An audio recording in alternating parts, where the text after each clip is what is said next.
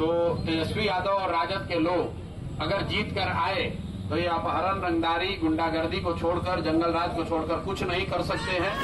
लेकिन बिहार की जनता को मूर्ख बनाने के लिए जैसे सोने का कंगन दिखाया जाता है वैसे ही दिखा रहे हैं कि हम आएंगे तो 2,500 रुपया दे देंगे सबको। उससे बात नहीं बनी तो कहा कि हर घर में नौकरी दे देंगे। उससे भी बात नहीं बनी तो 1,000 और प्रॉमिस कर दिए हैं।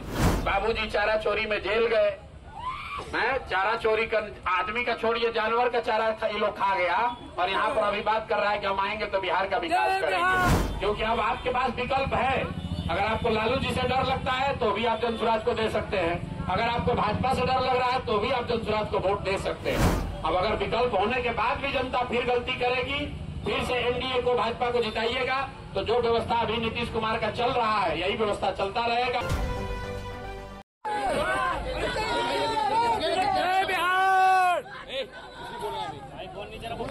सर, महागठबंधन ने अपना घोषणा पत्र जारी किया है बिहार का तेजस्वी प्रण, बिहार का तेजस्वी प्रण नाम से नाम रखा गया। कार्य 20 महीना है।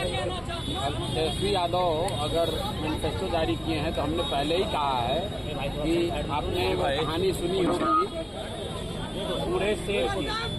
जब शेर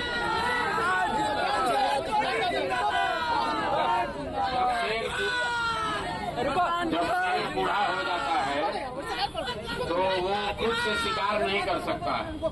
तो कहानी सुने है ना, बूढ़ा शेर सोने का कंगन लेकर बैठता है ताकि कोई राहगीर चलता हुआ सोने के कंगन के लालच में आए तो उसको वो खाएगा। क्योंकि शेर जो है वो दूध नहीं पिएगा, वो मांस ही खाएगा। तो तेजस्वी यादव और राजद के लोग अगर जीत कर आए तो ये अपहरण, रंगदारी, गुंडागर्दी को छोड़कर, जंगल राज को छोड़कर कुछ नहीं कर सकते हैं। लेकिन बिहार की जनता को मूर्ख बनाने के लिए जैसे सोने का कंगन दिखाया जाता है वैसे ही दिखा रहे हैं कि हम आएंगे तो 2,500 रुपया दे देंगे सबको। उससे बात नहीं बनी तो कहा कि हर घर में नौकरी दे देंगे। उससे भी बात नहीं बनी तो 1,000 और प्रॉमिस कर दिए हैं। अब 10-15 दिन में अभी जब चुनाव है, इतने ही बीच में तेजस्वी यादव ये भी कहेंगे कि हम पूरा बिहार को सोना का लंका बना देंगे, सब लोग हमको वोट दीजिए किसी भी तरीके से। क्योंकि करना उनको कुछ नहीं है, किसी भी तरीके से वोट ले लो, उसके बाद 5 बरस देखा जाएगा। कोई ये पूछने वाला नहीं है कि भाई 15 बरस तक आपके माँ बाप यहाँ पर मुख्यमंत्री थे, कितना आदमी को नौकरी दिए? 3 बरस खुद उप मुख्यमंत्री थे, बिहार का कितना विकास कर दिया? बाबूजी चारा चोरी में जेल गए हैं। चारा चोरी कर आदमी का छोड़िए, जानवर का चारा ये लोग खा गया और यहाँ पर अभी बात कर रहा है कि हम आएंगे तो बिहार का विकास करेंगे। बिहार की जनता फिर इनके चक्कर में पड़ी तो और जंगल राज पार्ट 2 चालू हो जाएगा।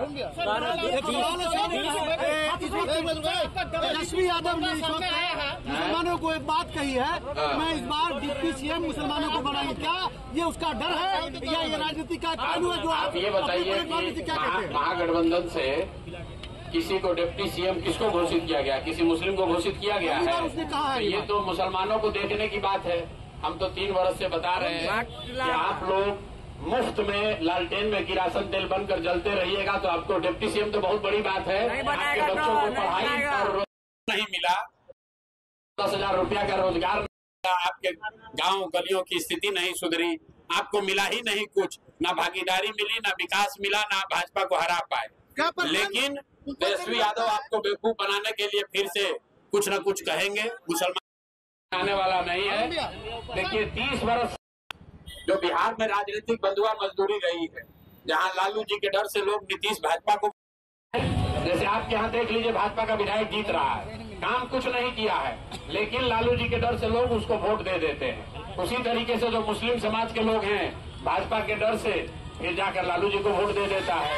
तो ये जो 30 वर्ष की राजनीतिक बंधुआ मजदूरी है, इसको जनसुराज ने खत्म किया है। अब आपके पास ये कहने का बात नहीं है कि हमारे पास विकल्प नहीं, आपके पास विकल्प है। अब अगर फिर से गलती करोगे तो अपने आने वाले समय में अपनी बर्बादी के लिए, बिहार में भ्रष्टाचार के लिए, अपने बच्चों की बेरोजगारी के लिए आप ही जिम्मेवार होइएगा।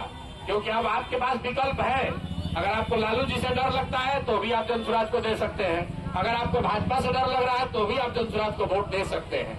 अब अगर विकल्प होने के बाद भी जनता फिर गलती करेगी, फिर से एनडीए को, भाजपा को जिताइएगा तो जो व्यवस्था अभी नीतीश कुमार का चल रहा है यही व्यवस्था चलता रहेगा। भ्रष्टाचार ऐसे ही चलता रहेगा। जितने अधिकारी हैं वो आप पर शासन करते रहेंगे, आपका जीवन सुधरने वाला नहीं है। इलेक्शन कमीशन में, अरे मेरे भाई ऐसा है, इलेक्शन कमीशन SIR चला के पूरे बिहार के लोगों को डरा नहीं पाया।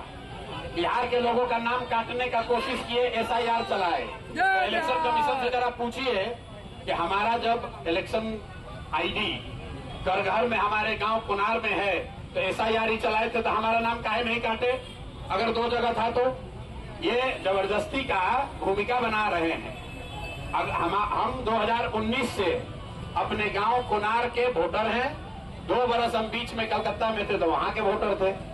अब इलेक्शन कमीशन कह रहा है कि हम SIR चलाए हैं, पूरा वोटर लिस्ट जो है वो एकदम शुद्धिकरण कर दिया गया है उसका। तो उसके हिसाब से प्रशांत किशोर का नाम कुनार में करघर विधानसभा में अंकित है। जाकर आप डाउनलोड करके देख लीजिए। हमको किधर धमकी देने के लिए एक नोटिस भेजे हैं, तो भैया नोटिस काहे भेज रहे हो? पकड़ के अरेस्ट कर लो, देख लेंगे।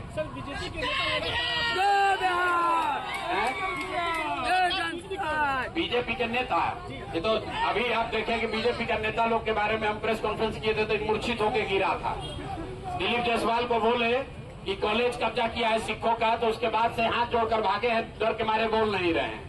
वही हाल सम्राट चौधरी का है। ये लोग, मंगल पांडे का वही हाल है। पेट्रोल चोर दिलीप जायसवाल के, जो जायसवाल जी है, संजय जायसवाल, उनका आप हाल देखे ही हैं। जिस नेता का जन्म कुंडली हमने खोल दिया वो डर के मारे आदमी भाग गए। प्रशांत किशोर यहीं खड़े हैं, इनके गिदड़ भक्ति से डरने वाले नहीं है। इनका सरकार है बिहार में भी और देश में, जो बनता हो वो कर लें।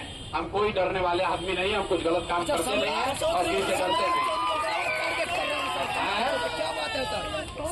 सम्राट चौधरी, आप बताइए, यहाँ पर जितने लोग खड़े हैं, 7 लोगों की हत्या का अभियुक्त जेल में होना चाहिए कि उप मुख्यमंत्री होना चाहिए? ये आदमी आरोपी नहीं है।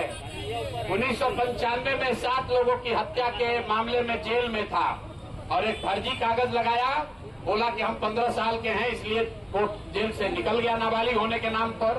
लेकिन उस समय इनकी उम्र थी 26 साल। अभी जो इलेक्शन एफिडेविट दिया है सम्राट चौधरी ने, उसके हिसाब से 1995 में उनका उम्र था 26 साल। तो 26 साल की उम्र के आदमी ने अगर 7 लोगों की हत्या की है तो उसको जेल में होना चाहिए कि नहीं होना चाहिए? होना चाहिए। और अगर नहीं है, हम गलत बोल रहे हैं, तो उप मुख्यमंत्री हो, हमको पकड़ के दिखा दो, जाकर मानहानि केस कर दो, थाना पुलिस कर दो। ये आदमी इतने बड़े आरोप के बाद पकड़ा क्यों नहीं गया? क्या वजह? अरे कैसे पकड़ा जाएगा? सरकार उनकी है, अब पकड़ने का काम जनता का है। अब जनता भी बताएगी, तारापुर में उतरे हैं ना मैदान में, तारापुर में उनको जनता सबक सिखाएगी। आज तक ये नहीं बता पाया कि 10वां क्लास किस दिन पास किया है। कह रहा है कि एफिडेविट में लिखे हैं। आप बताइए, आपको सिपाही बनना है, आपको क्लर्क बनना है तो आपको BA का डिग्री लगता है, आपका मार्कशीट जांच होता है, आपका फिजिकल फिटनेस होता है। लेकिन सम्राट चौधरी ये बिना मैट्रिक पास किए डिलीट कर लिए हैं अमेरिका से। इनको याद है नहीं ये बेचारे को कि 10वां क्लास कब पास किए? तो पूरा बिहार जान गया कि आदमी बड़ा फर्जी है।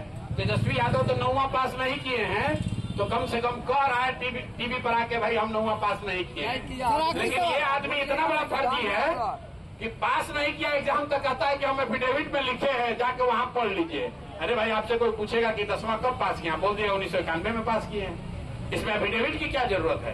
कोई दूसरा लड़का ऐसा गलती कर दे, नौकरी उसका चला जाएगा, उसको जेल में डाला जाएगा। ये बिहार का उप मुख्यमंत्री है, अमित शाह और मोदी ने इसको उप मुख्यमंत्री बनाया है। तो बिहार की जनता इस बार इनका पूरा हिसाब करेगी, इनको विधायक भी नहीं रहने देगी, तभी इनका उपाय होगा।